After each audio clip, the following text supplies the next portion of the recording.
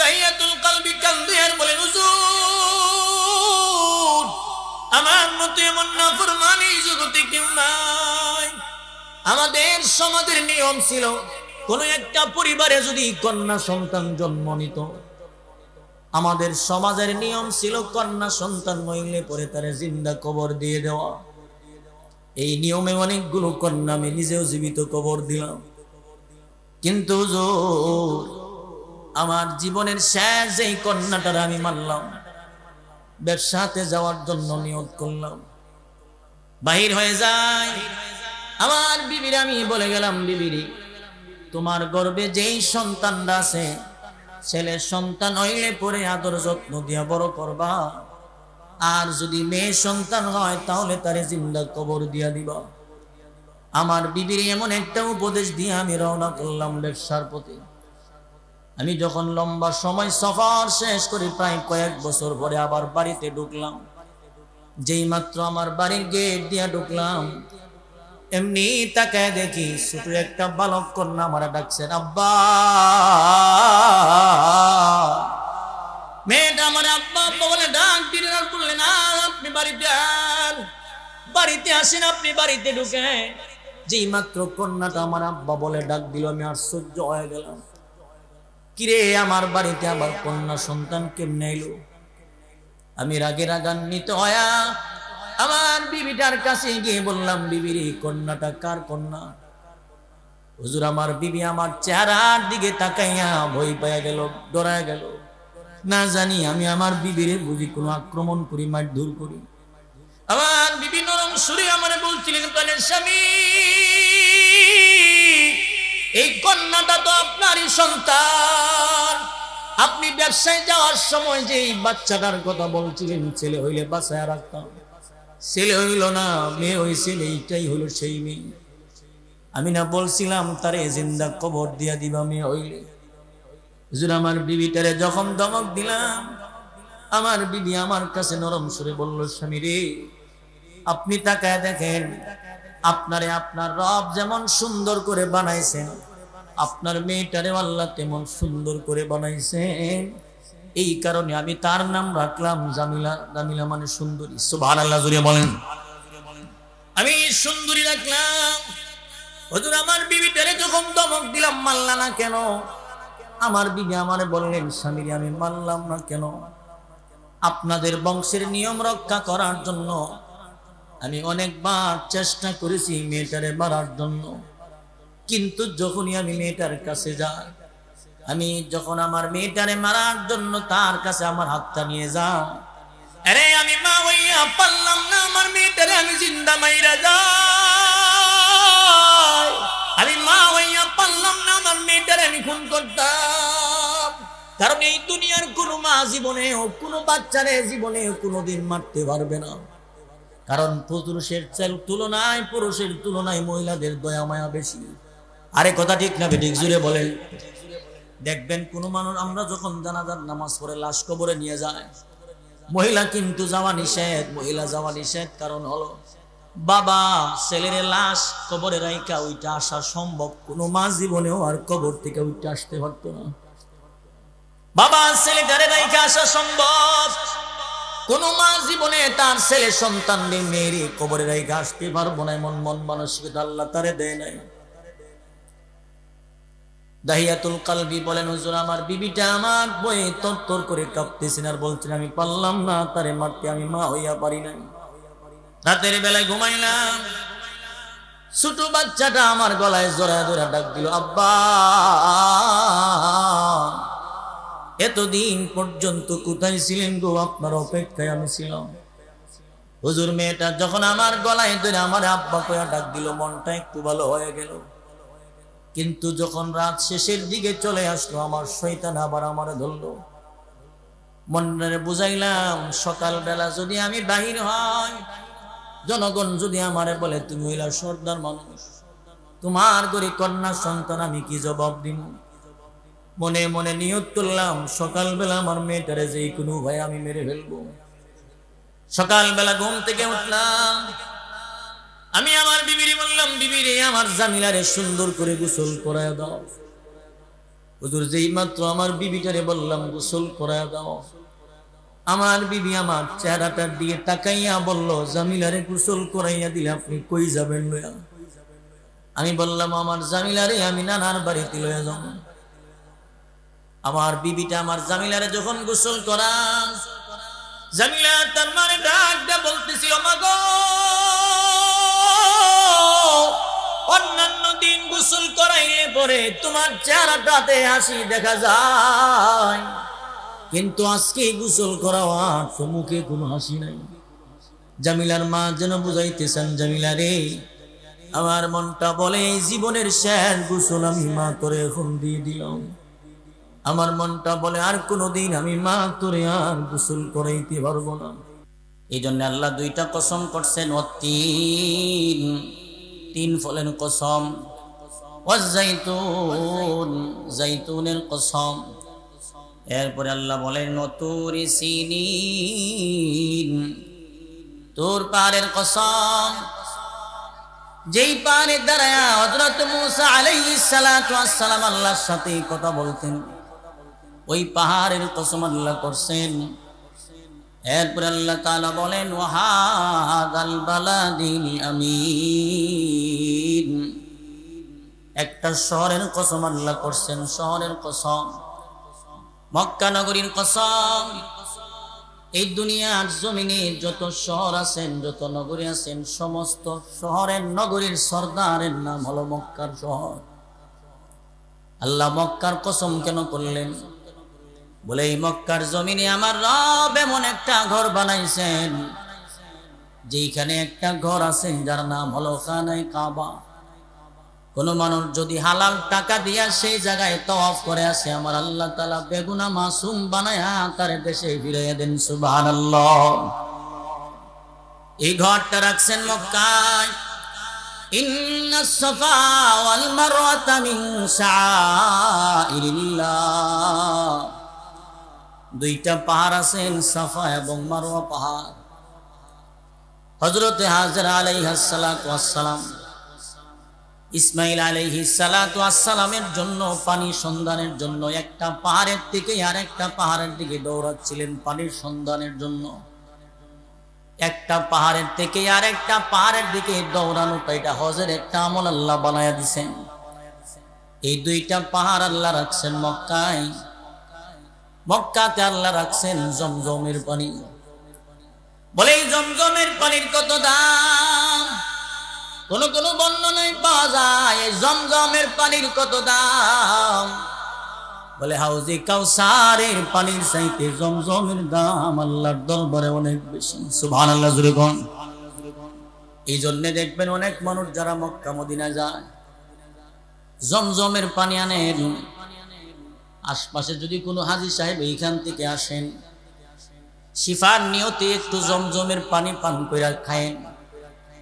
একজন মুমূর্ষ রোগীরে খাওয়ায় দিন, হইতে পারে আল্লাহ তাআলাই পানিটারে ওষুধ বানায় রোগীটারে আল্লাহ সুস্থ বানায় দিতে পারে। জমজমের পানির অনেক দাম। সর্বশেষ কথা হইল এই মক্কার জমিনে এমন একজন মহামানবের জন্ম আল্লাহ দিছেন, যেই মহামানবের জন্য আল্লাহ তাআলা তাম দুনিয়াটা সাজাইছেন আমার আপনার নবীর জন্ম মক্কায়। আল্লাহ চারটা কসম করছেন। এক নম্বরে তিন ফলের কসম, দুই নম্বরে জৈতুনের কসম, তিন নম্বরে তুর পাহাড়ের কসম, চার নম্বরে মক্কা নগরীর কসম। চারটা কসম করে আল্লাহ তাআলা এবার বলেন লাকাদ খালাকনাল ইনসানা ফি আহসানি তাকওয়িম। আল্লাহ তাআলা বলেন গোলাম, আমি রব অবশ্যই অবশ্যই তোরে অনেক সুন্দর কইরা বানাইলাম। আমি রব তোরে অনেক সুন্দর কইরা বানাইলাম। কেমন কইরা বানাইছি জানোস নি? ওই তামাম দুনিয়াটা বানাইতে গিয়া 6টা দিন সময় লাগায়া বানাইলাম। তামাম আসমান এবং জমিন বানাইতে গিয়া আল্লাহ 6টা দিন সময় লাগায়া বানাইছেন। কিন্তু আল্লাহ বলেন গোলাম,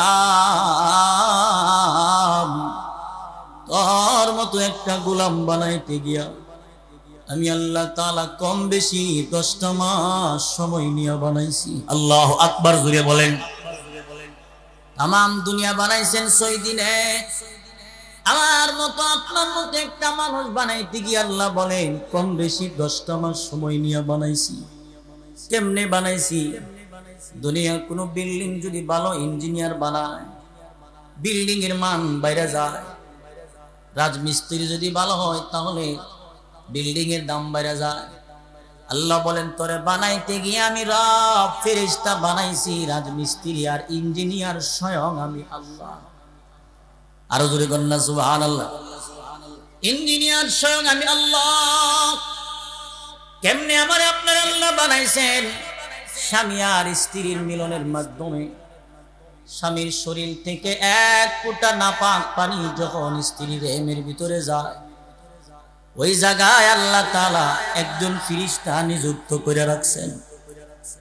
ওই ফেরেশতাটা নাপাক পানিটা হাতের তালুতে লইয়া আমার রব কি বলতে থাকেন, মালিক এই পানিটা কাজে লাগাবো নাকি নষ্ট করে দিব গো?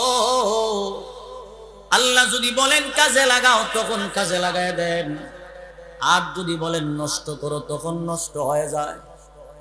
আল্লাহ যদি বলেন নষ্ট হয় তখন নষ্ট হয়ে যায়। ফেরেশতা যদি বলেন আল্লাহ এবার যদি বানাবো ছেলে বানাবো নাকি মেয়ে বানাবো, আল্লাহ যদি বলেন ছেলে বানাও তখন ছেলে হয়, যদি বলেন মেয়ে বানাও তখন মেয়ে হয়। ফেরেশতারা বলতে থাকেন মালিক রে, ছেলে যদি বানাই তার চেহারাটা কেমনে বানাবো, গঠনটা কেমনে দিব? আমার আল্লাহ তাআলা বলেন আমারে বলার দরকার নাই, লৌহে মাহফুজে আমার বান্দার ছবি দেওয়া আছে, দেখে দেখে তোমরা শুধু ফিটিং করে যাও। আরো জোরে কন্যা সুবহানাল্লাহ। ফেরেশতা বানাইছেন। দেখবেন মানুষ যখন টেলারি করেন, যারা কাপড় সেলাই করেন, কাটিং মাস্টার একটা কাগজ দেন, কোন সাইডে কত ইঞ্চি, হাতের কত ইঞ্চি, কলারের কত ইঞ্চি, এই কাগজটা মেশিনের সামনে নিয়ে যখন কাপড় সেলাই করেন তখন তার কোনো অসুবিধা হয় না। ফেরেশতারা লৌহে মাহফুজে আমার আপনার ছবিটা দেখছেন, আর আমার আপনার হাত পা গুলি লাগাইছেন। হাত বানাইছেন আল্লাহ ফেরেশতা দিয়া, পা বানাইছেন আল্লাহ ফেরেশতা দিয়া, আমার আপনার গলা থেকে পা পর্যন্ত আল্লাহ ফেরেশতা রাজমিস্ত্রি হিসেবে ব্যবহার কইরা বানাইছেন। কিন্তু যখন ফেরেশতারা চেহারাটা বানাইতে যায়, আমার আল্লাহ তাআলা ডাক দিয়ে বলতে থাকেন সাবধান, আমার এই বান্দার চেহারাতে তোমরা হাত লাগাইবা না। আমার এই বান্দার চেহারাটা আমি রবের কুদরতি হাত দিয়া বানাইতে চাই। কারণ হলো আমার এই বান্দার চেহারাতে দামি একটা কপাল আছে, দামি একটা জবান আছে। এই কপাল দিয়া বান্দা আমারে সেজদা দিবে, জবান দিয়ে আমারে ডাক দিবেন, আমি রব আমার বান্দারে মাফ করে দিব। কি মনে করছেন? আল্লাহ বলেন অনেক সুন্দর করে তোরে বানাইছি। এই কারণে আল্লাহর নবী বলেন আল্লাহ তাআলার কুদরতি হাত দিয়া প্রত্যেকটা বান্দা বান্দির হাতে আল্লাহ বানাইছেন, চেহারা বানাইছেন। এই কারণে ঝগড়া জাটি লাগলে কোন সময় কোন মানুষের চেহারাতে মারা নিষেধ। আমরা তো ঝগড়া লাগতে দেরি হয়, টার্গেটটাকে বেটার সাফা বরাবর, কথা কোন নাকি হইলা টার্গেটটা বেটার সাফা বরাবর। মানুষের চেহারাতে আঘাত করা নিষেধ। এই চেহারাটাতে আল্লাহর কুদরতি হাত আল্লাহ ব্যবহার করছেন। আল্লাহ বলেন গোলাম এত সুন্দর করে তোরে বানাইলাম, তোরে বানাইলাম, তামাম জগতের উপরে তোরে আমি আল্লাহ শ্রেষ্ঠত্ব দান করলাম। ওয়ালাকাদ কাররামনা বানি আদম, আল্লাহ বলেন আদম রে আমি আল্লাহ সম্মানিত করছি। ভাইরা আমার, আল্লাহ তাআলা বলেন সুন্দর বানাইলাম। এখন বলতে পারেন হুজুর আমরা তো কেউ কালো আবার কেউ সাদা, কেউ সুন্দর আবার কেউ কালো, আল্লাহ যে সুন্দর কইলো। বলে কালো আল্লাহ তাআলার একটা ডিজাইন, সুন্দর আল্লাহ তাআলার একটা ডিজাইন। কারণ দেখবেন কোন কোন কোম্পানিতে মাল যখন সাপ্লাই দেয়, এক কালারের মাল কিন্তু সাপ্লাই দেয় না। কথা কোন? এক কালারের মাল সাপ্লাই দেয় না, সাদা কালো বিভিন্ন রং বেরঙের মাল যখন ডেলিভারি দেন, আর না হয় এক কালার সবার কাছে পছন্দনীয় না। আল্লাহ তাআলা কালো বানাইছেন, কালো হইলেও সুন্দর, সুন্দর বানাইছেন, সুন্দর হইলেও সুন্দর, লম্বা হইলেও সুন্দর, খাটো হইলেও সুন্দর। কারণ হলো লম্বা আল্লাহর ডিজাইন, খাটো আল্লাহর ডিজাইন, কালো আল্লাহর ডিজাইন, সুন্দর আল্লাহর ডিজাইন, বাকি সবগুলো সুন্দর। জোরে জোরে কন্যা সুবহানাল্লাহ। আল্লাহ তাআলা আমার আপনারে জানায় দিলেন, গোলাম আমি রব তোরে অনেক সুন্দর কইরা বানাইলাম, তোরে এত সুন্দর কইরা বানায়া জাহান্নামে দেওয়ার জন্য তোরে বানাই নাই। তোরে যেমন সুন্দর বানাইলাম, তোরে রাখার জন্য এমন 10টা দুনিয়ার সমান একটা জান্নাত বানায় রাখছি। তোরে রাখার জন্য এমন 10টা দুনিয়ার সমান একটা জান্নাত বানায় রাখছি।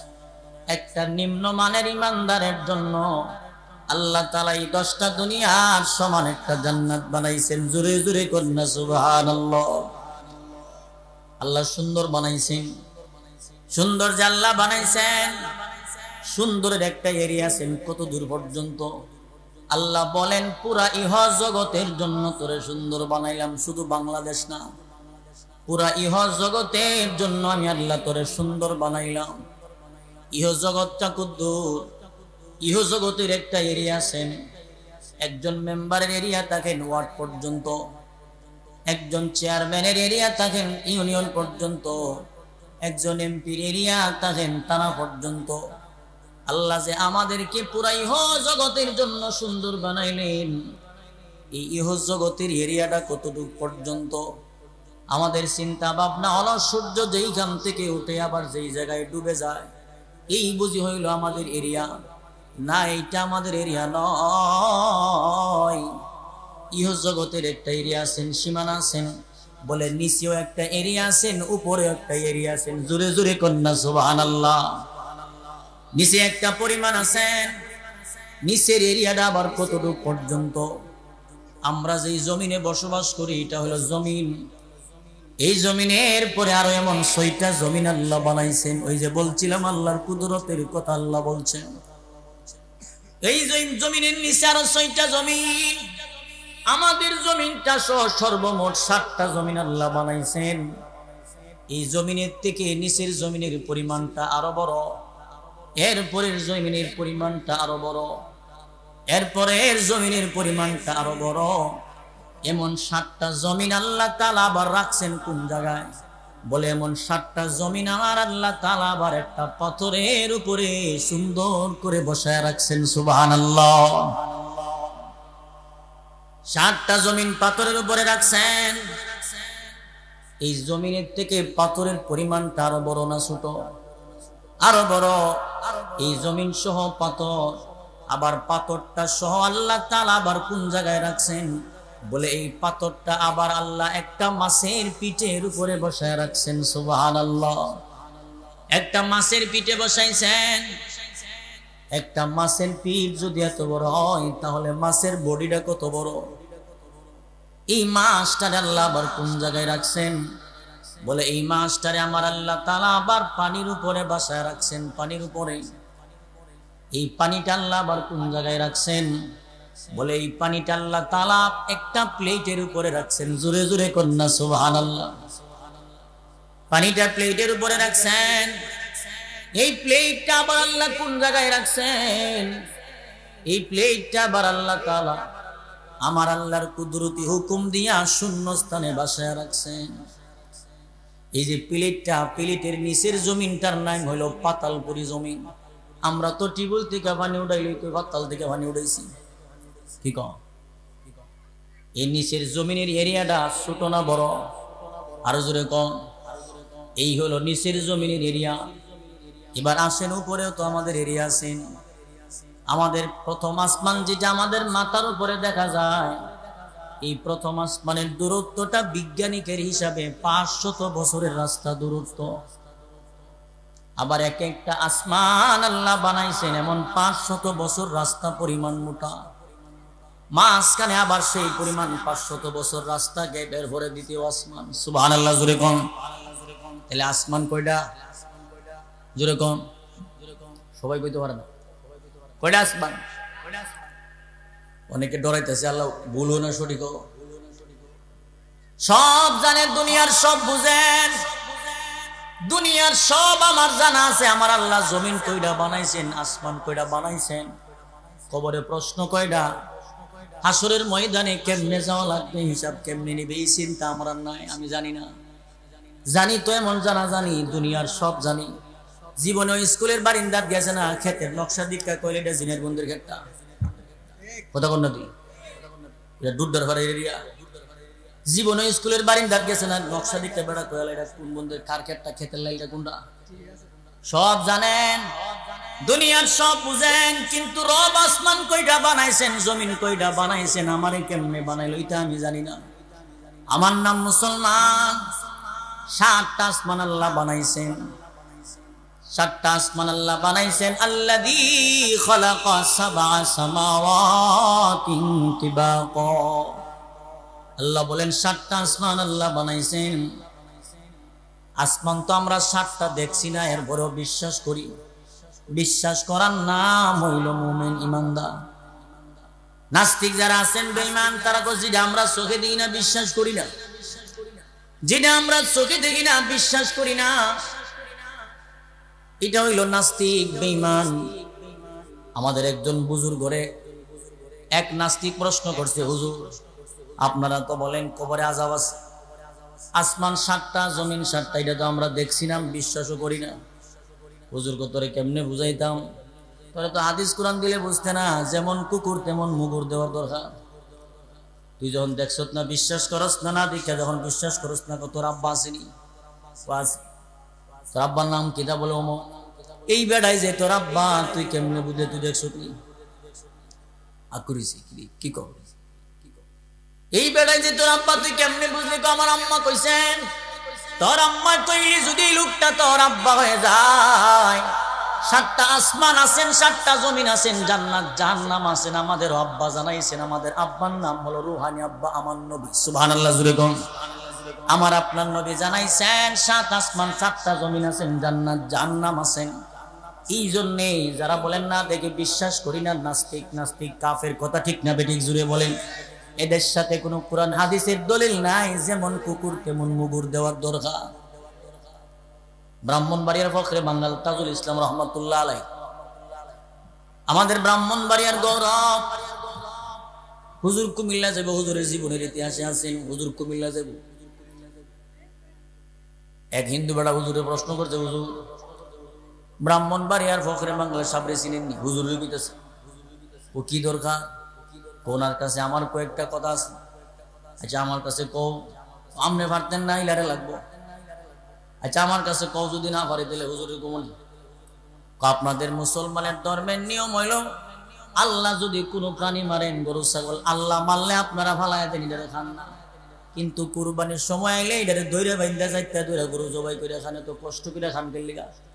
আল্লাহ যদি আমার এইটারে খাইলে তুইও। হুজুর ক তোরে যেমন কুকুর তেমন মুগুর দেওয়া লাগবে। তোর বাড়ির টিউবওয়েল আছে, পোহা আছে, তো কেমনে পানি উঠাস? সাইডটা চাপ দিলে কষ্ট লাগেনি? কষ্ট তো লাগে, ঢিলা পুরন লাগে, বদনা পুরন লাগে। হুজুর কই আল্লাহর দেওয়া পানি তো সবার সাথে হয়ে আছে, টিউবওয়েল থেকে সাইড পাকের লেগে পানি খাস। ঠিক আল্লাহর দেওয়া পানি সবার সাথেই তো আছে, টিউবওয়েল থেকে সাইড পাক কেন পানি খাস? তোর এই প্রশ্নের যেই জবাব, এই প্রশ্নের সেই জবাব, কথা ঠিক না বেঠিক জুড়ে বলেন? 7টা আসমান আল্লাহ বানাইছেন। প্রথম আসমানটা আল্লাহ বানাইছেন স্থির পানি দিয়া, 2 নাম্বার আসমানটা আল্লাহ বানাইছেন লোহা দিয়া, 3 নাম্বার আসমানটা আল্লাহ বানাইছেন তামা দিয়া, 4 নাম্বার আসমানটা আল্লাহ বানাইছেন রূপা দিয়া, 5 নাম্বার আসমানটা আল্লাহ বানাইছেন স্বর্ণ দিয়া, 6 নাম্বার আসমানটা আল্লাহ বানাইছেন ইয়াকুত দিয়া, 7 নাম্বার আসমানটা আল্লাহ বানাইছেন আল্লাহর কুদরতি নূর দিয়া। সুবহানাল্লাহ জুড়ে বলেন। 1 নাম্বার আসমান পানি দিয়া, 2 নাম্বার আসমান লোহা দিয়া, 3 নাম্বার আসমানটা আল্লাহ বানাইছেন তামা দিয়া, 4 নাম্বার আসমান আল্লাহ বানাইছেন রূপা দিয়া, 5 নাম্বার আসমান আল্লাহ বানাইছেন স্বর্ণ দিয়া, 6 নাম্বার আসমান আল্লাহ বানাইছেন ইয়াকুত দিয়া, 7 নাম্বার আসমান আল্লাহ বানাইছেন আল্লাহর কুদরতি নূর দিয়া, প্রথম আসমান থেকে 7 নাম্বার আসমান পর্যন্ত যেই পরিমাণ দূরত্ব, 7 নাম্বার আসমান থেকে সিদরাতুল মুনতাহা পর্যন্ত আবার সেই পরিমাণ দূরত্ব। জোরে জোরে কন্যা সুবহানাল্লাহ। আমার আল্লাহ তাআলা আমারে আপনারে জানায়া দিল, গোলাম এই হলো তোমার ইহ জগতের রিয়াব। আমি রব তোর অনেক সুন্দর কইরা বানাইলাম, পুরা ইহ জগতের জন্য তোরে সুন্দর কইরা বানাইছি, তোরে সুন্দর করে বানাইলাম, তোরে রাখার জন্য আমি আল্লাহ জান্নাত বানাইলাম। এরপরে আয়াতে আল্লাহ আবার কি বলে শুনেন। আল্লাহ বলেন সুম্মা রাদাদনাহু আসফালা সাফিলিন। আল্লাহ বলেন গোলাম আমি আল্লাহ যেমন দামি বানাইতে পারি, আমি আল্লাহ আবার কম দামিও বানাইতে পারি। আমি আল্লাহ যেমন দামি বানাইতে পারি, আমি আল্লাহ আবার কম দামিও বানাইতে পারি। আল্লাহ বলেন সুম্মা রাদাদনাহু আসফালা সাফিলিন। আল্লাহ বলেন নিচের থেকে আমি আবার তোমারে নিচে নামায়া দিব। নিচের থেকে নিচে নামায়া দিব মানে হইল বর্তমানে যারা আপনারা বুড়া হয়ে গেছেন, বয়স্ক হয়ে গেছেন, একটা সময় তো আপনারা নিচু ছিলেন যখন আপনার শিশুকাল ছিল দুর্বল, মাঝখানে আপনার সময়টা এমন গেছে 2-3 মণ বস্তা মাথা দিলে আপনার গায়ে লাগছে না, এখন আবার চামড়া ডিল হয়ে গেছে, আপনি দুর্বল, এখন 5 কেজি আপনি উঠাইতে পারেন না। আল্লাহ বলেন সুম্মা রাদাদনাহু আসফালা সাফিলিন। নিচের থেকে আবার তোমারে নিচে নামায়া দিব, দুর্বল বানায়া দিব, মানে জাহান্নামে আবার তোমার আমি আল্লাহ ফালায়া দিব, জাহান্নামে দিবে। এই কারণে কঠিন মুসিবতের দিনে একদল মানুষ বলবেন ওয়ায়াকুলুল কাফিরু ইয়া লাইতানি কুনতু তুরাবা। কাফের বেঈমানেরা চিৎকার দিয়ে বলতে থাকবেন পুরো কপাল, দুনিয়ার জমিনে মানুষ না হইয়া যদি মাটি হইতাম তাহলে তো আজকে সময়টা কাজে লাগতো, মানুষ হওয়ার কারণে জাহান্নামে যাইলাম গো। এই কারণে আল্লাহ বলেন নিচের থেকে নিচে নামায়া দিব, তোমার যেমন দামি বানাইছি আবার কম দামিও বানাবো। নিচের থেকে নিচে মানে জাহান্নামে ফালায়া দিব। নিচের থেকে নিচে কেমনে নামান? একটা সময় দেখবেন আমার আপনার পরিবারে আপনার আমার অনেক মূল্যায়ন থাকবে। যদি যৌবনের বাটা পড়েন শরীরটা দুর্বল হয়, মাঝে মধ্যে দেখবেন কোনো মানুষ যখন পরিবারে বুড়া হয়, এই বুড়া মানুষটার যৌবনকালে মহল্লার মানুষ তারে ভয় পাইতো, এখন বুড়া হয়ে গেছে পরিবারের মানুষ তারে ভালো হয় না। আরে কথা ঠিক না বেঠিক জুড়ে বলেন? বুড়া মানুষের মূল্য তার কাছে নাই, তার কথার মূল্য তার কাছে নাই। একটা সময় ছিল এমন, মুখে যখন আমার আপনার দাঁত ছিল না, মেসওয়াক না করলেও আমার মুখের থেকে দুর্গন্ধ বাহির হইতো না। কিন্তু এখন বুড়া হয়ে গেছেন, মুখে যদিও দাঁত না থাকে, মেসওয়াক না করলে মুখের থেকে দুর্গন্ধ বাহির হবে। আল্লাহ বলেন সুম্মা রাদাদনাহু আসফালা সাফিলিন। নিচের থেকে আবার নিচে নামায়া দিব। 2 নাম্বার ব্যাখ্যা হলো নিচের থেকে নিচে নামায়া দিব মানে হইল আমি আর আপনি জন্মের পরে ছিলাম দুর্বল, আবার বাড়ি করছেন, গাড়ি করছেন, কিন্তু যখন আমার আপনার মরণ হয়ে যায়, আমার দামি ঘরে আর কেউ আমার জায়গা দিবে না। 5 তলা বাড়ি বানাইছেন, বিল্ডিং বানাইছেন, এই বিল্ডিং আর কেউ আমার আপনারে রাখবে না। এইখান থেকে আধা ঘন্টার ভিতরে বাইরে রাখবেন, আমার আপনারে শোয়া দিবেন। এই দুনিয়ার জমিন থেকে বিদায় দিয়া নিচে শোয়া দিবেন, নিচে শোয়া দিবেন। আল্লাহ বলেন নিচে থেকে আমি আল্লাহ আবার নিচে নামায়া দিব মানে জাহান্নামে দিব। তোমরা যদি আমি রবের গোলামি না করো, আমি রব কিন্তু আবার জাহান্নামে নামায়া দিতে পারি। এরপরের আয়াতে আল্লাহ তাআলা বলেন ইল্লাল্লাযীনা আমানু ওয়া আমিলুস সালিহাতি ফালাহুম আজরুন গায়রু মামনুন। আল্লাহ বলেন তবে আমি আল্লাহ সবাইরে জাহান্নামে নামায়া দিব না, সবাইরে নিচে দিব না। ইল্লাল্লাযীনা আমানু ওয়া আমিলুস সালিহাত, ইল্লাল্লাযীনা আমানু ওয়া আমিলুস সালিহাত। আল্লাহ বলেন সবাইরে আমি আল্লাহ আবার নিচে নামায়া দিব না, জাহান্নামে দিব না।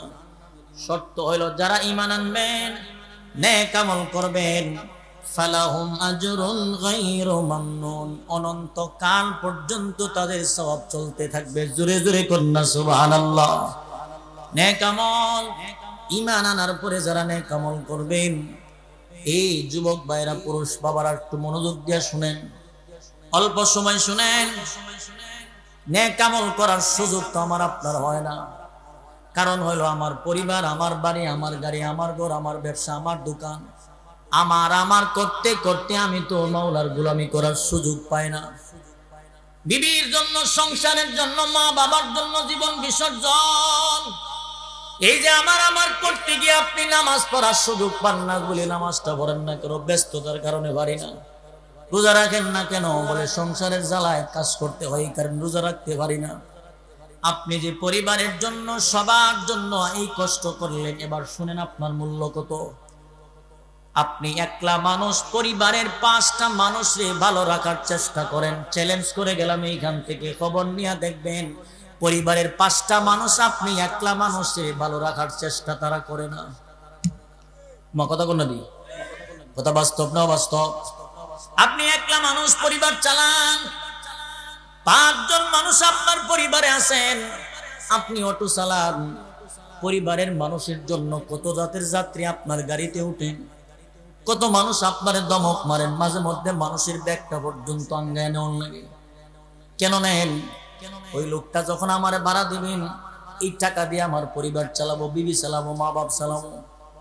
ইট বাটাতে যারা কাজ করেন, এই যে কি পরিমাণ কষ্ট, এই যে কষ্ট করতেছেন, প্রোডাকশনে যারা কাজ করেন, তার চিন্তা ভাবনা হইলো যদি আমি 1 ঘন্টাতে 10টার জায়গায় 20টা ইট বানাইতে পারি, আমার টাকাটা একটু বেশি হবে। কথা ঠিক না বেটি? আমার মা বাপ চালামো, আমার পরিবার চালামো। এই যে আপনি একা মানুষ, পরিবারের জন্য এত কষ্ট করলেন, আপনি যে বাজারে গেলেন, আপনার পরিবারের জন্য গেলেন, এই যে কষ্ট করে আপনি রোডে বাইর হইলেন, জমিনে গেলেন, দরকার ছিল আপনার পরিবার থেকে আপনারে দুপুর বেলায় ফোন দেওয়া, দুপুরের সময় খাইছুনি, কোনো জায়গায় না হয় বাড়িতে আসো, না হয় কোনো জায়গায় খায়ালো। এই কথা বলার সুযোগ আমার আপনার পরিবারের নাই। তাদের দরকার কি লাগবে না লাগবে ফোন দিয়ে আমার আপনারে জানাইবো। আরে কথা ঠিক না বেটি? জুড়ে বলেন। আমার আপনারে জানাবেন, কিন্তু আমি আপনি তো এই পরিবারের জন্য জীবনটারে বিসর্জন দিয়ে দিলাম। পরিবারের মায়ের রবের গোলামি আমি বাদ দিয়ে দিলাম। এই যে পরিবার আমার আপনার কতটুকু কাজে লাগবেন একটু মনোযোগ দিয়ে শুনেন। যখন আমার আপনার মরণ হয়ে যাবে, এইখান থেকে মরণের সংবাদটা শোনার সাথে সাথে সবার পরিবার কাঁদবেন। দামি গোসলখানা বানাইছেন, এই দামি গোসলখানাতে আর আমারে আপনারে কোনোদিন গোসল দেওয়া হবে না। বাড়ির একটা কর্নারে পাতলা একটা কাপড় দিয়া গোসলখানা বানাবেন, এইখানে গোসল দিবেন। এই যে গোসল দিলেন, দামি কাপড়গুলো আমার আপনার শরীর থেকে খুলে বাহির করে দিবেন। যেই মাত্র আমারে আপনারে বাড়ির থেকে বাহির করবেন, ওই সময় আমার আপনার আব্বা আম্মা পালকিটায় ধরে ধরে চিৎকার দিয়া কাঁদবেন আর বলবেন, আমার ছেলেটারে শেষবারের মতো একবার দেখাও, আর ওই তোমার জীবনে কোনোদিন দেখবো না। আমার আপনার বিবিটা পর্দার আড়ালে কান্না করবে, মানুষ গিয়া বলবেন তার প্রতি কোনো দাবি থাকলে মাফ করে দাও। মাফ করা না করা এটা আমার আপনার বিবির ব্যক্তিগত বিষয়। বাচ্চাগুলি খাটিয়ায় ধরে ধরে কাঁদবেন আর বলবেন, আব্বা আজকের পর থেকে আপনিও এতিম হয়ে যান, আমাদেরকে এতিম বানায়া যান। আর বুঝি কেউ ঈদের দিন আর আমাদেরকে জামা কাপড় দিবে না। পরিবার কানলো, আমার আব্বা আম্মা কানলো, বিবি কানলো, ভাই বোন সবাই কানলো। এবার শুনেন আপনি তাদের জন্য কি করছেন, কেমন দাম আপনার তাদের কাছে। আমার আপনারা যে গোসল দিবেন, পরবর্তীতে যে সাবানটা অবশিষ্ট থাকবে, এই সাবানটা আমার বিবিরে আমার মায়েরে দিলে জীবনে কোনোদিন আর সাবানটা ব্যবহার করবো নি। আর জোরে কোন করবো? আমার বিবি বলবে এটা লাশের সাবান, আমার মাই কইব লাশের সাবান, আমার বাবাই বলবে এটা লাশের সাবান। ছেলের সাবান কইতো না, বিবিও স্বামীর সাবান কইতো না, লাশের সাবান কইব লাশের সাবান। এই জন্য বাইরা আমার আল্লাহ বলেন, ইল্লাল্লাযীনা আমানু ওয়া আমিলুস সলিহাত, নেক আমল যারা করেন, ঈমান আনার পরে যারা নেক আমল করেন, নেক আমলের কেমন দাম, নেক আমলের কেমন দাম। বলে প্রত্যেকটা নেক আমল এক একটা আগুন নূর। সুবহানাল্লাহ জোরে বলেন। নেক আমল গুলো একটা নূর। বলে নামাজ একটা নূরের নাম, নামাজ একটা আলোর নাম। বলে নামাজের এমন পাওয়ার, নামাজের আগুন দিয়া জাহান্নামের আগুন পর্যন্ত নিভানো সম্ভব হয়। আল্লাহু আকবার জোরে বলেন। কঠিন মুসিবতের দিন, হাসরের ময়দান থেকে যখন ফুলসিরাত পাড়ি দিয়া মানুষ যখন জান্নাতে যাবেন, নিচে থাকবেন জাহান্নাম। এই ফুলসিরাতের ফুল পাড়ি দেওয়া লাগবে প্রায় 30,000 বছরের রাস্তা। কোন একজন আল্লাহর বান্দা, নামাজি মুমিন, আমলে সালেহ করনেওয়ালা যারা, তারা যখন এইভাবে ফুলসিরাতের ফুল পাড়ি দিয়া রওনা করবেন, নিচের থেকে জাহান্নাম ডাক দা বলতে থাকবেন, আল্লাহ তোমার রোজার নূর আমি সহ্য করতে পারি না, তুমি তাড়াতাড়ি এখান থেকে পার হয়ে যাও।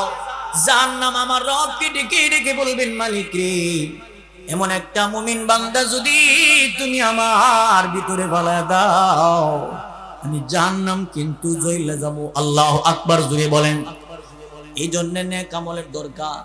যুবক ভাই, তওবা করেন। এই আয়াতের ব্যাখ্যায় মুফাসসিরিনে কেরামগণ বলছেন, ফালাহুম আজরুন গায়রু মামনুন। বলে কোন মানুষ যদি যৌবন কালটা কাজে লাগান, যৌবনে যদি রবের ইবাদত করেন, বান্দা যখন বুড়া হয়ে যায়, ইচ্ছা করলে আর ঠান্ডা পানি দিয়ে ওযু বানাইতে পারে না, ইচ্ছা করলে আর তাহাজ্জুদের নামাজে দাঁড়াইতে পারে না, ইচ্ছা করলে আর বান্দা রোজাগুলি রাখতে পারে না। কিন্তু বান্দা যদি যৌবন কালে রবের ইবাদত কইরা বুড়া হয়ে যায়, আল্লাহ তাআলা ফেরেশতাদেরকে বলবেন, ফেরেশতারা শুন, আমার বান্দা বুড়া হইছে, আমি আল্লাহই বুড়া বানাইছি। যৌবন আমি আল্লাহই নিছি, কিন্তু যৌবনে তো নামাজ পড়ছে, রোজা রাখছে, এখন বুড়া হয়ে গেছে, তার সওয়াব লেখা যেন বন্ধ না হয়। জোরে জোরে কন্যা সুবহানাল্লাহ। যৌবন কালটা কাজে লাগান, যৌবন ইবাদত করেন। কি মনে করছেন যে পরিমাণ গুনাহ করছেন আল্লাহ বুঝি মাপ দিত না? বলেন। কত কত যুবক আছে, হুজুর আল্লাহ মনে আমার জীবনে মাপ দিত না, এই যে আমল করতেছি নামাজ পড়ে কি লাভ হইব, আল্লাহ তো মনে হয় মাপ দিত না। কারো ভিতরে যদি এমন চিন্তা ভাবনা থাকে যে আল্লাহ মাপ দিত না, তাহলে সে মুশরিক। কথা কোন না, মাপ দিত না, এটা হলো কোন ধারণা যদি কারো থাকে, তাহলে মুশরিক। আল্লাহ মাপ দিবে, দিবে, দেওয়ার জন্য আল্লাহ প্রস্তুত। আমি চাওয়ার মতো চাইতে পারলে আল্লাহ আমারে মাপ দিবে না। কি গুনাহ করছেন? আপনার বয়স কি পরিমাণ, আমার বয়স কি পরিমাণ, এই জীবনের ভিতরে কি এমন গুনাহ করছেন যে আল্লাহ মাপ দিবে না? আল্লাহর একটা নাম তো গফফার, আল্লাহর নাম তো সাত্তার, আল্লাহ গোপন করে রাখেন। ভাইরা আমার, কি এমন অন্যায় করছেন যে আল্লাহ আপনারে মাপ দিবে না? এমন তো মানুষ ছিলেন, জিন্দা মানুষ, কবর দিছেন, এরারে আল্লাহ মাপ দিছেন। আমার আপনার নবীর দরবার একজন সাহাবী কালিমা পড়ে মুসলমান হয়ে কান্না শুরু করলেন। আল্লাহর নবী বলছেন, তোমার জীবনের সমস্ত গুনাহ আমার রব মাফ করে দিয়েছেন, এখন তুমি কান্দো কেন? সাহাবীর নাম ছিল দাহিয়াতুল কলবি। এবার দাহিয়াতুল কলবি বলেন, নবী গো, আমার জীবনের সব গুনাহ যদিও আল্লাহ আমারে মাফ করে দেয়, আমার মনটা বলে গো, একটা গুনাহ আল্লাহ আমারে কোনোদিন মাফ দিবে না। আমার নবী বললেন, দাইয়া, কি এমন গুনাহ করেছো যেই গুনাহ আমার রব তোমারে মাফ দিবে না? কি এমন অন্যায় করেছো বলো? দাহিয়াতুল কলবি আমার নবীর সামনে দুইটা হাত এমনি দিয়া বললেন, নবী গো, এই হাত দিয়া কত মায়ের সন্তানরে আমি জিন্দা কবর দিলাম, কত কন্যা সন্তানরে আমি জিন্দা কবর দিলাম, কিন্তু সবার কথা আমার এত বেশি মনে পড়ে না। জীবনের শেষ সময় যেই কন্যাটারে জিন্দা কবর দিয়েছিলাম, এই কন্যাটার কথা শুনলে আমি নিজের আর ঠিক রাখতে পারি না। আমার নবী বললেন, কি এমন করছো বলো? দাহিয়াতুল কলবি কান্দে আর বলেন, হুজুর, আমার মতো এমন নাফরমানি জগতে কেউ নাই। আমাদের সমাজের নিয়ম ছিল, কোন একটা পরিবারে যদি কন্যা সন্তান জন্ম নিত, আমাদের সমাজের নিয়ম ছিল কন্যা সন্তান হইলে পরে তারে জিন্দা কবর দিয়ে দেওয়া। এই নিয়মে অনেকগুলো কন্যা আমি নিজেও জীবিত কবর দিলাম। কিন্তু আমার জীবনের শেষ যেই কন্যাটার আমি মানলাম, ব্যবসাতে যাওয়ার জন্য নিয়ত করলাম, বাহির হয়ে যায়। আমার বিবির আমি বলে গেলাম, বিবিরি তোমার গর্ভে যেই সন্তানটা আছে, ছেলের সন্তান হইলে পরে আদর যত্ন দিয়া বড় করবা, আর যদি মেয়ে সন্তান হয় তাহলে তারে জিন্দা কবর দিয়া দিবা। আমার বিবির এমন একটা উপদেশ দিয়ে আমি রওনা করলাম ব্যবসার প্রতি। আমি যখন লম্বা সময় সফর শেষ করি, প্রায় কয়েক বছর পরে আবার বাড়িতে ঢুকলাম। যেই মাত্র আমার বাড়ির গেট দিয়া ঢুকলাম, এমনি তাকায় দেখি ছোট একটা বালক কন্যা আমার ডাকছেন, আব্বা। মেয়েটা আমার আব্বা আব্বা বলে ডাক দিলেন, আর বললেন আপনি বাড়িতে আসেন, আপনি বাড়িতে ঢুকে। যেই মাত্র কন্যাটা আমার আব্বা বলে ডাক দিল, আমি আশ্চর্য হয়ে গেলাম। কিরে, আমার বাড়িতে আবার কন্যা সন্তান কেমনে এলো? আমি রাগে রাগান্বিত হয়া আমার বিবিটার কাছে গিয়ে বললাম, বিবির এই কন্যাটা কার কন্যা? হুজুর, আমার বিবি আমার চেহারার দিকে তাকাইয়া ভয় পেয়ে গেল, ডরায় গেল। না জানি আমি আমার বিবিরে বুঝি কোনো আক্রমণ করি, মারধর করি। আমার বিবি নরম সুরে আমার বলছিলেন, প্রাণের স্বামী, এই কন্যাটা তো আপনারই সন্তান। আপনি ব্যবসায় যাওয়ার সময় যে এই বাচ্চাটার কথা বলছিলেন, ছেলে হইলে বাঁচায় রাখতাম, ছেলে হইল না, মেয়ে হয়েছে, এইটাই হইল সেই মেয়ে। আমি না বলছিলাম তারে জিন্দা কবর দিয়া দিবা মেয়ে হইলে? হুজুর, আমার বিবিটারে যখন ধমক দিলাম, আমার বিবি আমার কাছে নরম সুরে বলল, স্বামী রে, আপনি তাকায় দেখেন, আপনারে আপনার রব যেমন সুন্দর করে বানাইছেন, আপনার মেয়েটারে আল্লাহ তেমন সুন্দর করে বানাইছেন। এই কারণে আমি তার নাম রাখলাম জামিলা। জামিলা মানে সুন্দরী। সুবহানাল্লাহ জুড়ে বলেন। আমি সুন্দরী রাখলাম। হুজুর, আমার বিবিটারে যখন ধমক দিলাম, মানলা না কেন? আমার বিবি আমারে বললেন, স্বামী রে, আমি মানলাম না কেন? আপনাদের বংশের নিয়ম রক্ষা করার জন্য আমি অনেকবার চেষ্টা করেছি মেয়েটারে মারার জন্য, কিন্তু যখনই আমি মেয়েটার কাছে যাই, আমি যখন আমার মেয়েটারে মারার জন্য তার কাছে আমার হাতটা নিয়ে যাই, আরে আমি মা হইয়া পারলাম না আমার মেয়েটারে আমি জিন্দা মাইরা যাই। আমি মা হইয়া পারলাম না আমার মেয়েটারে আমি খুন করতাম। কারণ এই দুনিয়ার কোনো মা জীবনেও, কোনো বাচ্চারে জীবনেও কোনোদিন মারতে পারবে না।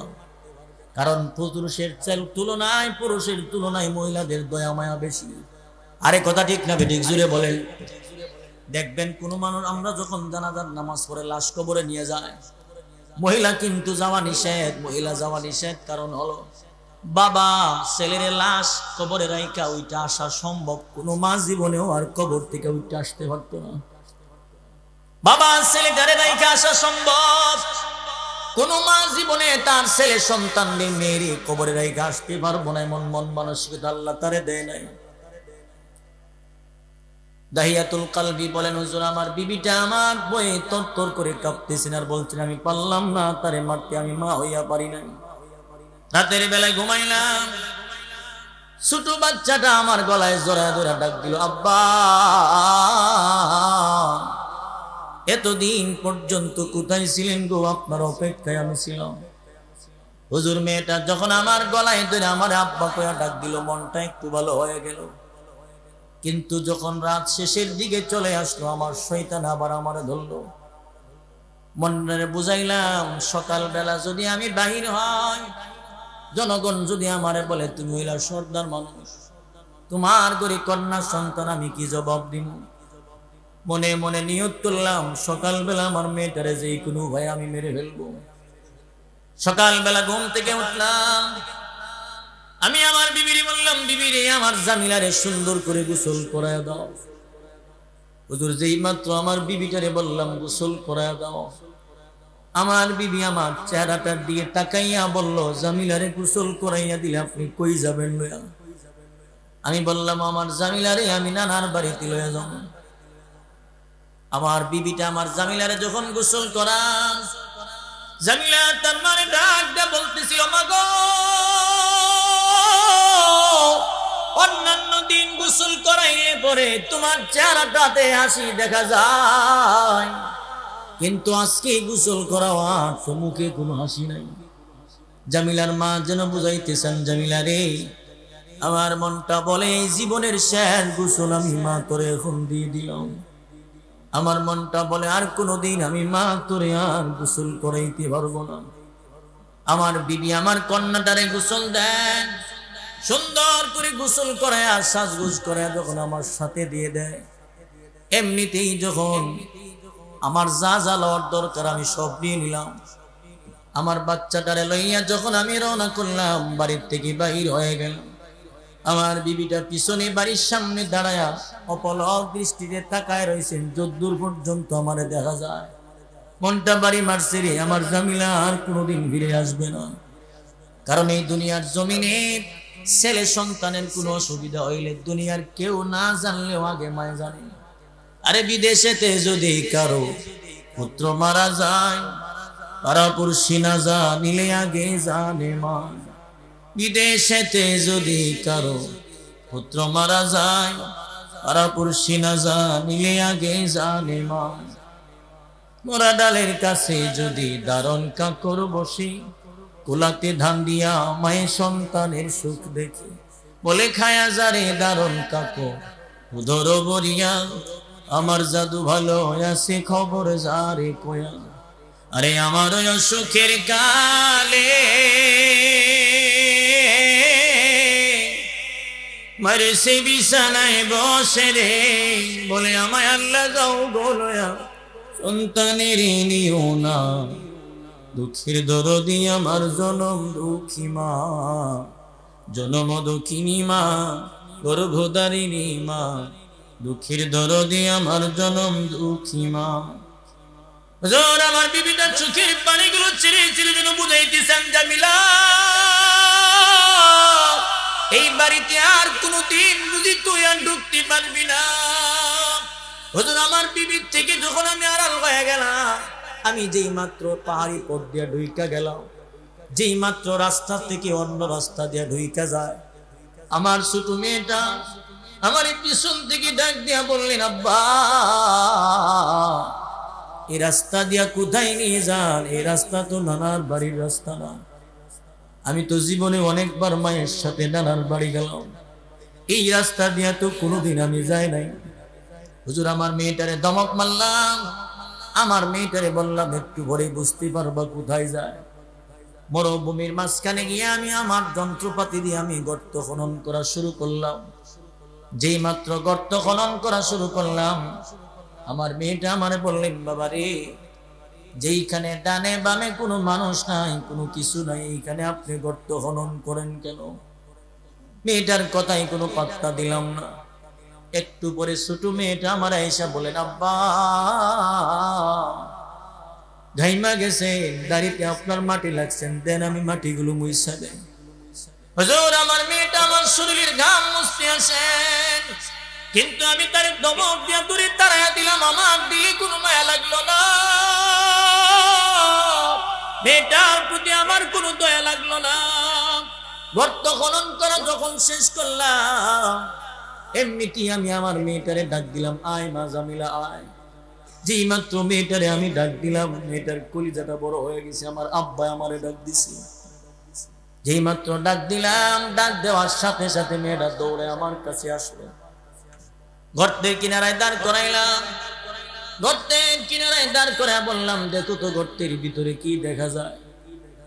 হুজুর আবার জামিলা আমার গর্তের কিনারায় দাঁড়ায় যখন গর্তের দিকে নজর করলো, আমি নিতুয়া নিষ্ঠুর বাবা একটা ধাক্কা দিয়ে আমার মেয়েটারে গর্তের ভিতরে ফেলা দিলাম। আমার দিলের ভিতরে কোনো দয়া মায়া লাগলো না। যেই মাত্র আমি গর্তের ভিতরে পালায়া দিলাম, মেয়েটা গর্তের ভিতর থেকে ডাক দিলেন, আব্বা নানার বাড়ি না লইয়া যাওয়ার কথা, মায়ের থেকে তো বিদায় নিছেন, আমার এই নানার বাড়ি লইয়া যাবেন গো। গর্তের ভিতরে কেন পালায়া দিলেন, কেন পালায়া দিলেন? এক পর্যায়ে হুজুর আমার মেয়েটা গর্তের ভিতর থেকে আমার ডাক দিল, বাবারে আমি বুঝতে পারছি আমার একটাই অপরাধ, কেন আমি মেয়ে হয়ে জন্ম নিলাম। আমি বুঝতে পারলাম কেন মেয়ে হইলাম। আমি বুঝে ফেলেছি আপনার অসম্মান হবে আমার মতো মেয়েটার পরিচয় দিলে। কিন্তু বাবা গো, কথা দিলাম, ওয়াদা দিলাম, প্রয়োজনে নিজের জীবনটা মানুষের দ্বারে দ্বারে দরজায় দরজায় গিয়ে ভিক্ষা করে করে নিজের জীবন চালাবো, এই দেশ থেকে অন্য দেশে চলে যাব।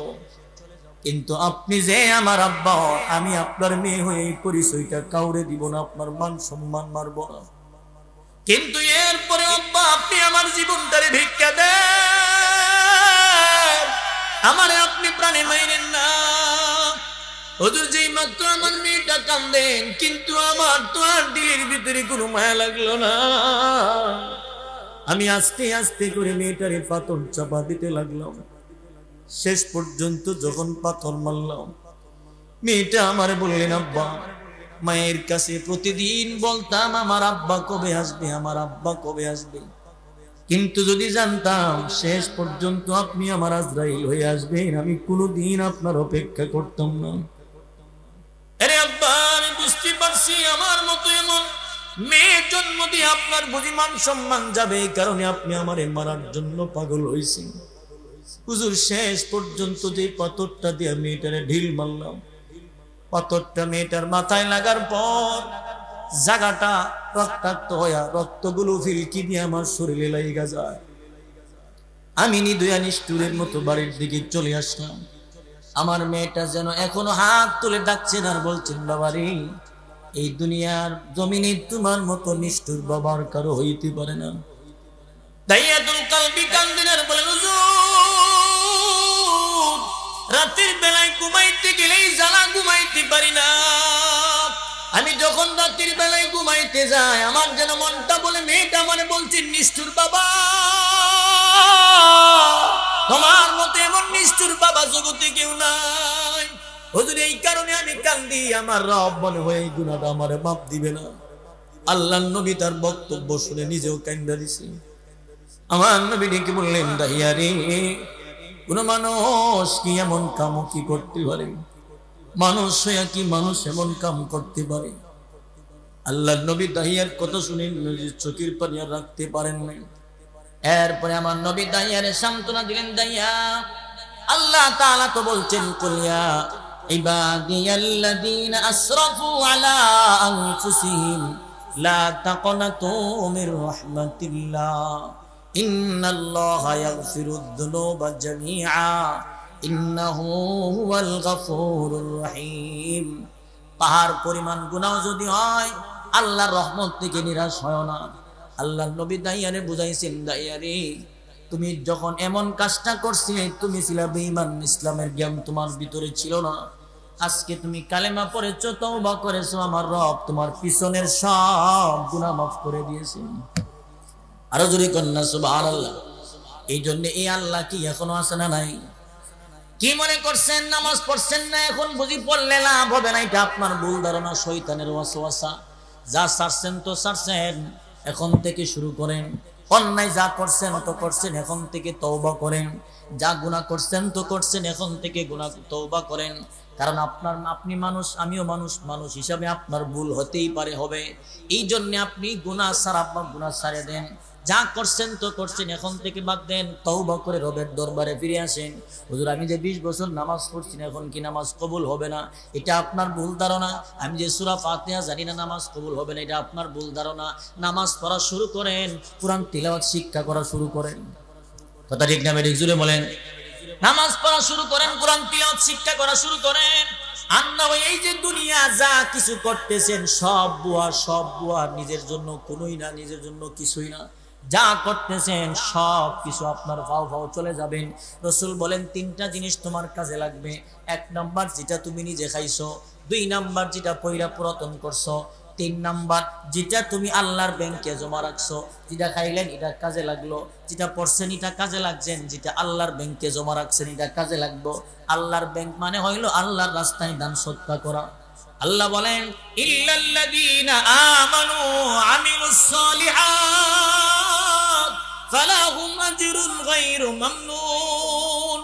যুবক ভাইদেরকে আমি বলবো, বাবাদেরকে আমি বলবো, আপনারা যারা পুরুষ মানুষ আছেন এইভাবে আজকের পর থেকে নামাজ পড়া শুরু করেন, হক পথে চলার চেষ্টা করেন। যা করছেন তো করছেন, যৌবন কালটা রবের ইবাদতে কাটায় দেন। বুড়া হয়ে গেলেও তাহাজ্জুদের সওয়াব লেখা বন্ধ হবে না। সুবহানাল্লাহ। রাজি আছি তো ইনশাআল্লাহ? যৌবন ইবাদত করতে রাজি আছি ইনশাআল্লাহ? আল্লাহ কবুল করুন, বলেন আমিন। এরপরে রাইত আল্লাহ বলেন ফামা ইউকাল্লিবুকা বা'দু বিদ্দীন। আল্লাহ তাআলা বলেন গোলাম, আমি আল্লাহ এত কিছু জানায় দেওয়ার পরেও কে রে, কে আমি রবের থেকে তোরে দূরে সরায় রাখলো? কেমনে দূরে রইলি? আল্লাহ বলেন যারা আমার থেকে দূরে গেছো, আমি আল্লাহর হুকুম মানো না, আমি আল্লাহর বিধান যারা তোমরা মানো না। এরপরের আয়াতে আল্লাহ বলেন আলাইসাল্লাহু বিআহকামিল হাকিমিন।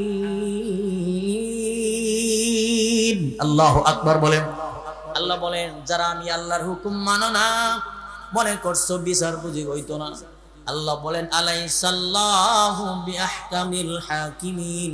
তামাম জগতের বিচার করার জন্য আমি আল্লাহ একাই যথেষ্ট। জোরে জোরে কন্যা সুবহানাল্লাহ। তামাম দুনিয়ার সব মানুষের বিচার আল্লাহ একাই করবে। আল্লাহ পারবো নি? এই শক্তি আল্লাহ আসেনি? এই সময় ঘুষ দিয়া বিচার ফলাইল। এখন তো এক বেটার সাথে আরেক বেটার বুদ্ধি দিল। বর্তমান সমাজে তো গরিব মিসকিন, গরিব মানুষের বিচার নাই, দরিদ্র মানুষের বিচার নাই, এতিমের বিচার নাই। কি কম বর্তমান সমাজ এমন সিস্টেম হয়েছে। কিছু কিছু সর্দার আছে তো আলহামদুলিল্লাহ ভালো, আবার এমন কিছু আছে মুখে অ্যাটেম বোমা মারলেও সত্য কথা কইতো না, ঘুষ না দিলে। কি কম সমাজে যারা বিচারক, আপনারা কিন্তু অনেক দামি মানুষ। যারা সমাজে বিচার করেন, গ্রামের বিচার করেন, সর্দারি করেন, এটা কিন্তু অনেক আল্লাহ পাকের বড় একটা নিয়ম। কোন মানুষ যদি সঠিক বিচার করেন, নেই বিচার করে চলেন, হাসরের ময়দানে আল্লাহ পাক আরশে আজিমের নিচে সর্দারের জায়গা দিয়ে দিবে। তাহলে সর্দার এটা দামি জিনিস না কম দামি জিনিস? জোরে বলেন দামি না কম দামি? যেমন দামি জিনিস এটা আবার ওই যে আল্লাহ কইছে নিচের থেকে নিচে নামাই দেবো, এটা আবার কম দামিও। বিরিয়ানি চাউল ভালো না খানা? বিরিয়ানি ভালো লাগে না? দেখবেন বিরিয়ানি যদি একটু গান্ধ হয়ে যায় তো এটা কোনোদিন খাওয়া সম্ভব না। আমরা ইরিদেনের চাল ভাত রান্নলে এটা গান্ধ হয়ে গেলে কইটা পানি দেখা সময় দেখাইলাম মনে মিলে দিলাম খাওয়ান যায়, কিন্তু বিরিয়ানি একটু গান্ধ হইলে আর কোনো সময় খাওয়ান যায় না। সর্দারি মাতবর এটা আল্লাহ পাকের একটা নিয়ম। কিছু কিছু মানুষ আছে মাস্টার্স কমপ্লিট, লেখাপড়ার ডিগ্রির অভাব নাই, কিন্তু সর্দারি বুঝে না। আবার গ্রামে এমন মানুষ আছে কলম দিলে নিজের নাম লেখাতো না, কলম ভেঙে লেবো, খাতা ছিঁড়ে লেবো, কিন্তু 2-3 গ্রামের সর্দার মানুষ তারে মানে বুঝতে হবে এটা আল্লাহ পাকের নিয়ম। কি বলেন? কেউ যদি সঠিক বিচার করে সমাজে চলেন, নেই বিচার করে চলেন, আল্লাহ আরশে আজিমের নিচে সর্দারের জায়গা দিয়ে দিবে। নেই পরায়ণ বাদশার বিচার করে। আমরা দেশে তো চলে উদা ঘুষ আর ঘুষ। যেই সর্দার ঘুষ খায় না, এর কিছু সর্দার আছে মিলে এর দাওয়াতও দেয় না। ভেতরে যাইস না, কি বুঝে বলে বুঝে না। ঘুষ খাইতেছেন, আল্লাহ রাসূল বলেন ইন্নাল্লাহা লা ইয়ানজুরু ইলা সুওয়ারিকুম ওয়া আমওয়ালিকুম ওয়ালাকিন ইয়ানজুরু ইলা কুলুবিকুম ওয়া আমালিকুম। আল্লাহ তাআলা যখন মানুষকে জান্নাত দিব, রাসূল বলেন কার চেহারা সুন্দর, কার বডি সুন্দর, উঁচা লম্বা, সাদা কালো, ধনী গরিব দেখে আল্লাহ জান্নাত দিত না। আল্লাহ রাসূল বলেন ওয়ালাকিন ইয়ানজুরু ইলা কুলুবিকুম ওয়া আমালিকুম, কলব দেখে আর আমল দেখে আল্লাহ জান্নাত দিবে। সুবহানাল্লাহ জুড়ে বলেন। আপনারে মানুষ কম দামি বানাইতে পারে, মানুষ আপনারে ছোট বানাইতে পারে। আপনি হকের পথে থাকবেন, মানুষ আপনার দুর্বল মনে করলেও রবের দরবারে আপনার দাম অনেক বেশি। কি বলেন? যে মানুষরা সমাজে বক্রসকর করে চলে, দুর্নীতি করে চলে, দাপট দাহেরে চলে, হেরারে মানুষ সালাম দেওয়ার পরে কি কন মরেও না। এই জন্য মানুষের দোয়া নেওয়ার চেষ্টা করেন। সর্দারি যারা করেন মনে রাখবেন আপনাদেরকে আল্লাহ পাক বড় নিয়ামত দিয়েছেন। ঘুষ খায়েন না। এমনি থেকে যদি কেউ ইচ্ছা করে আপনার কোনো কিছু হাদিয়া দেয়, যে আপনি এটা দুপক্ষের কষ্ট করে আপনি ইয়ে করছেন, আমাদেরকে মিলাই সিলাই দিচ্ছেন, হ্যাঁ, কোন বিচারে টাকা দিয়ে বলে আমার বিচারটা ভাবায় দেন না, এরকম না। মানে খুশি হইয়া মীমাংসার পরে আপনাদের যারা সর্দারি করছেন এদেরকে কিছু হাদিয়া তো দিল, খাওয়ান টাউন খাওয়াইলো, এটা হলো ভিন্ন জিনিস। কিন্তু রাত্রে গোপনে গিয়ে দিল একবার বাস, আরেক বেড়াতে লইলো 12। আসেনি কি তখন আসেনি? সর্দারে কি সিস্টেম খাইতে পারে কিন্তু কইলেও শুনতে ডাক দিছে ক্যাডারে কোসা সামনে আব্দুল কুদ্দুস, এত রাত্রে কেলে গাইছো? ও চাচা আমি আইসি বিপদে ফিরা, এত রাত্রে কিসের বিপদ? আমি তো ঘুমাই গেছিলাম না। ঘুমাইলে আবার কথা কোন জানি? দরজা খুলে, আমি তো ঘুমাই গেছি, দরজাটা খেলিয়া খুলতাম। দরজা খুলছে, কো চাচা আমি গরিব মানুষ, পশ্চিম পাড়ার আব্দুল করিম আমার জমিনটা দখল করে খাইতেছে 5 বছর ধরে, আমি আনতে পারি না। আমি তো দখল করে আনতাম পারি না, গরিব মানুষ, আপনার কাছে আইসি, আপনি তো সর্দার মানুষ, একটু বিচারটা করে দেন। সর্দার চিন্তা করে গিরি আব্দুল করিমের ফার্স্টে ভাই বিদেশ আছে, লন্ডন, আমেরিকা, সাউথ আফ্রিকা, দক্ষিণ কোরিয়া, মালয়েশিয়া দেয়। মাঝে মধ্যে চাতল পার গেলে নৌকা ভাড়া দে, অটো ভাড়াও দে, এর বিরুদ্ধে কথা বলে ফাতলা মার বড় হইতো না, কি কম এর বিরুদ্ধে কথা বলে এটা খাইতো না। এবার খোঁজা দেখি কি করা যায়। আব্দুল কুদ্দুস মনে মনে কই, চাচা আপনার যে স্বভাব বালা না আমি জানি, কারণে 5,000 লয়েছি চা খাইতেন। যেই মাত্র টাকার কথা বলছে, চোখে আর ঘুম নাই। এখন ব্যাপার ডানে বামে তাকায় দেখে কেউ নাই, টাকাটা হাতে লইয়া পকেটে ঢুকায় আর বলে, তোর আর জ্বালা আমি আর বাঁচি না। হ্যাঁ বলে বাঁচে না? আমরা বলি বিষয়টা এমন না, এদের মতো ঘুষখোরের জ্বালায় জনগণ সঠিক বিচার হয় না। এই 5,000 লইছে, এখন তো টেনশন করিস না, বিচার করে দিব। ওই আব্দুল করিম রে ফোন মারছে, ফোন দেখো কিরে গরিব বেটার জায়গা মারা কাজ মরতে না, কি সুন্দর ওয়াজ করে বেটা ঘুষ খায়া, কইবার হিসাব দেওয়া লাগতো না রে। সেটাও বুঝা লাইছে, বিচার মনে দিছে গা। চাচা রাত খাইতেছি রাতবেলা, হেওয়াই দিছে 12,000। চাচা কে লেগে ফোন দিয়েছেন বুঝি তো নেন, এনে দিলাম 12,000। সর্দারের ঘুষ দেয় 12,000, মসজিদের ইমামের বেতন হইলো 5,000। মাঝে মধ্যে 1.5 মাসের বাকি ইমাম সাহেব টাকা চাইলে ভাগল হয়ে গেছেন, হুজুর বলে ভাগল হয়ে গেছে গা। 12,000 লইছে, টেনশন করিস না। এখন মিটিংও বইছে, মিটিংও বইয়া যে বেটা গরিব মানুষ 5,000 টাকা দিছে, বেটার জমিও নিচ্ছেন, এ বেটার তো চিন্তা ভাবনা রায় তো আমার পক্ষে দিব, কিন্তু বাপ তো বলা না, হ্যাঁ তো আর জানা নাই বেটা যে 12,000 দিছে। এখন মিটিংও বইয়া দেখে অবস্থা তো খারাপ, এই বেটার পক্ষে দিয়ে রায় দিলাইতেছে। আমি যে টাকা দিছি মন নাই, 5টা আঙ্গুল উঠায় ডাক মারছে, চাচা মানে 5,000 দিছি রাইট কেলা। সর্দার কি রীতি আমার সিগন্যাল মানুষ বেটা, এখন এরপরে বেটা তো মানে না। আব্দুল কুদ্দুস মনে মনে কিরি, এখন যদি জনগণের সামনে কই আমি টাকা দিছি, তাহলে আমার ডাবল জরিমানা হইব, সাউদিরা মাফ চাওয়ান লাগবো, আবার কইব বেয়াদবের ঘরের বেয়াদব। খাইতে পারে অসুবিধা নাই, কইতে গেলে অসুবিধা। একবার একটা আমের বড়া খাইয়া ফালাই হয়ে গেছিল, আর একটা লইয়া সুইসা খাইতেছে আর গাইল লেতেছে, কেমন খাটাসে খাইছে রে, একটু রস রাখছে না। যে বেড়া আগে খাইছে এই বেড়া বুঝি খাটাস, আর পরে লুচি তুমি বুঝি বালা। ঘুষ খাইলে অসুবিধা নাই, কইলে অসুবিধা। এবার কিরি কেমনে বুঝাইতাম চাচারে, কেমনে বুঝাইতাম? এবার টেকনিক কাটাই করতেছে, চাচা আপনার ফানজাতনের দোহাই দিলাম, ফানজাতন মানে 5 জন মানে 5,000। চাচা আপনার ফানজাতনের দোহাই দিলাম, বিচারটা সঠিক করে করেন। সর্দার কবাতি যা, তোর ফানজাতনের কথা তো বলছি না, কিন্তু 12 আউলিয়ার ঠেলাও ফিরাইতাম পারছি না। এমন মাতবরা চিনি সমাজ খাইতেছেন, খান অসুবিধা নাই, পরের হক মাইরা খাইতেছেন, এতিমের মাল মাইরা খাইতেছেন। আল্লাহ কি বলেন শুনে, আল্লাহ বলেন, ইন্নাল্লাযীনা ইয়াকুলুনা আমওয়ালাল ইয়াতামা যুলমান ইন্নামা ইয়াকুলুনা ফি বুতুনিহিম নারা।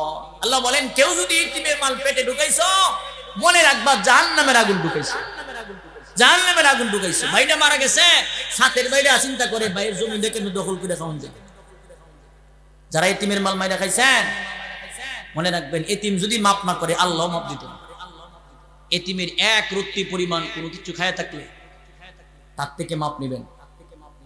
এই জন্যে কলবটা ভালো করতে হইবে, কলবরে ভালো করতে হইলে আমলের দরকার। আমলের মধ্যে সর্বশ্রেষ্ঠ আমলের নাম হলো নামাজ। বলেন কি? আরো যদি বলেন কি? যা কিছু করেন, মনে করেন আপনি একটা কাজে গুনার সাথে জড়িত আছেন, আপনি গুনাহ করেন অসুবিধা নেই, এরপরও নামাজ আসেন।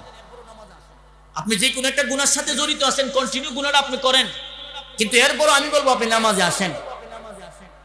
গুনাহ যদি নিয়মিত করতে পারেন, নামাজে আসতে পারবেন না কেন? আপনি প্রতিনিয়ত নামাজে আসেন, এক সময় নামাজ আপনার এই গুনাহ থেকে ফিরিয়ে দিব ইনশাআল্লাহ। নামাজ পড়তে রাজি আছি তো ইনশাআল্লাহ? সামনে আসতেছে রমজান, মুরব্বীরা তো রোজা ভাঙে না আলহামদুলিল্লাহ, অনেকে অসুস্থ থাকলে ভাঙে। আবার কিছু কিছু মুরব্বী আছে ওই রমজান আইলে বেটার গেস্ট উঠে যায়। আল্লাহ এদেরকে মাফ করুক, হেদায়েত দান করুন, বলেন আমিন। যুবক বাইরে যারা আছেন, বিশেষ করে যুবক, আপনাদের কাছে বিনীত অনুরোধ করে বলে যাব, রমজানের রোজাগুলি আপনারা এখন যে সময় যৌবন কাল, যদি ইচ্ছা করেন যে এক সেহরিতে সেহরি খাইছি আর এক সেহরির সময় ইফতার, এটাও আপনাদের দ্বারা সম্ভব, কারণ আল্লাহ আপনাদেরকে এমন শক্তি দিয়েছেন। কথা ঠিক নেই? যদি এমন নিয়ম হয় যে এক সেহরি খাইছেন আর এক সেহরির সময় ইফতার, তাহলে আপনারা এই লম্বা সময় পর্যন্ত রোজা রাখা আপনাদের দ্বারা সম্ভব। আল্লাহ এমন শক্তি আপনারা দিছে। কিন্তু এমন একটা সময় আইব, বুড়া হয়ে যাবেন, আর পারবেন না। সুতরাং যৌবনকালে রোজা ভাঙ্গেন না, রোজা রাখেন, আল্লাহ আপনার জানে মালে বরকত দিব ইনশাআল্লাহ। আবার কিছু কিছু মা বাবা আছে হেরে ডাক দিয়ে না, শরীরে হুকে যেতেছে, বেটাতে ডাক দেয় না, আমার ফুতে কি কষ্টটা করে দেয়, ফুতেরে ডাক দেয় না, মেয়েরে ডাক দেয় না। ওই এমন মা বাপরে হাসরের দিন ছেলে যখন জাহান্নামে যাবো, ছেলে মেয়ে ডাক দিব, আল্লাহ আমার তো জাহান্নামে দিবা, ঠিক আছে, মানে আমি তো ঘুমাই আসলাম, আব্বাসে ডাক দিল না, আব্বাসে ডাক দিল না, আমার জাহান্নামে দিলে অসুবিধা নাই, এরা আমার সামনে আনো, এরার বুকে ফাড়া দিয়া দিয়ে আমি জাহান্নামে যাব। নবীর হাদিস। এই জন্যে যাদের ছেলে মেয়েদেরকে মহব্বত করেন তো করেন, আপনি দেখবেন আপনার ছেলের উপরে রোজা ফরজ হয়েছিল।